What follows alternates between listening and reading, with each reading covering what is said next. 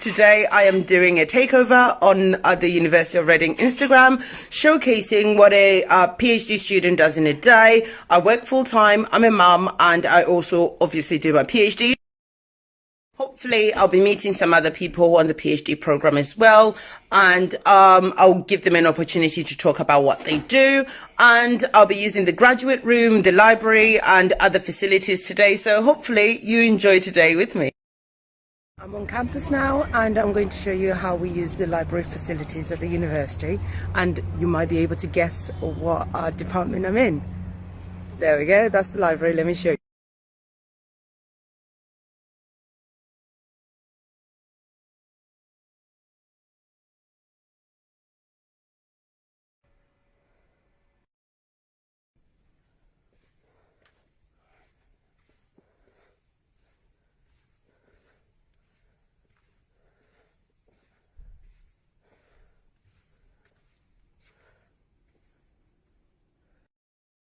So now that I'm in the graduate room, I use this room to do my work.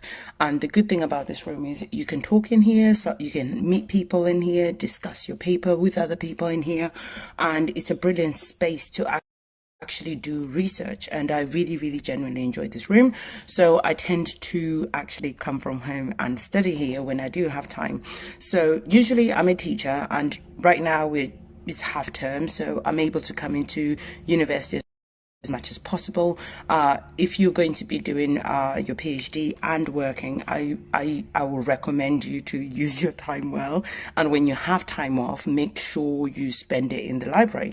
So today I have this book, which I'm going to classify as the Bible for what I'm doing.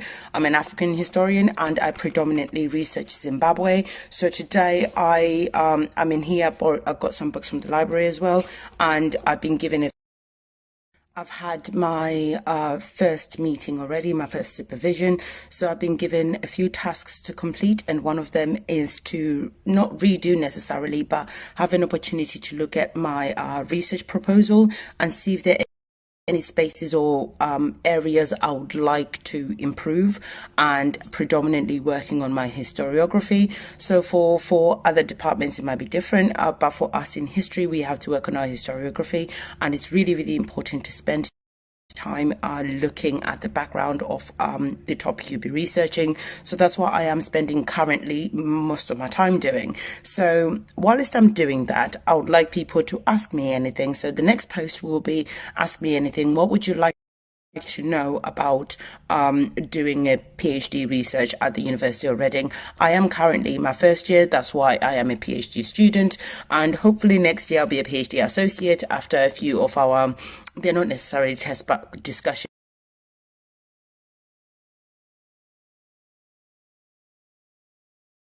I've been given a few questions. So the first one is the PhD lonely?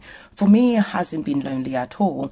I have been able to join quite a few groups. So for African history, there's an African history group, which I'm personally very active on. So we speak over WhatsApp. There's some groups which are on Facebook, so they're Facebook pages. So I don't know how those run, but for us on our history PhD group, we speak over WhatsApp. So it means you can message people at random times and they'll reply you whenever. So it works really well for me. I tend to seek advice from other people who are my PhD group. I genuinely message in there at least once every single day. If 2 days passes and no one has said anything, that'd be crazy. It never really happens because we speak so often, and it means that I have other people to bounce off my ideas on. There's also a gender cluster which I am part of, so we meet once a month, which I also enjoy. And lastly, for my PhD group, we have a reading group, which also meets once every 2 weeks. So it means that I can read something which is relevant to my work, and it also helps someone else. So we have like an academic discussion about it, which I know it might sound like it's a lot, but for me, I find it very helpful because it keeps me on task. On a PhD, it's easy to feel siloed and you be on your own, and it's very easy to forget what you're meant to be doing doing, because it's such a long-term thing and it's genuinely self-driven. So it means that if I am part of these things, even though I work, they tend to work around my schedule, my work schedule. So I'm able to push myself, feel like I have deadlines, ensure that I keep on task and try to meet as many targets as I can. There's also so many opportunities on at the University of Reading. So it means that I'm able to write papers, share my academic research, find my academic voice, and try to find an identity and ensure that I keep true to who I am. And the good thing about this university is they emphasize on that. They emphasize on you being you. I really, really like this question. For me, it's planning. So plan, and communicate. Find things which are feasible for you to do. Make sure you also reward yourself, and because it is quite stressful. So make sure you say well done.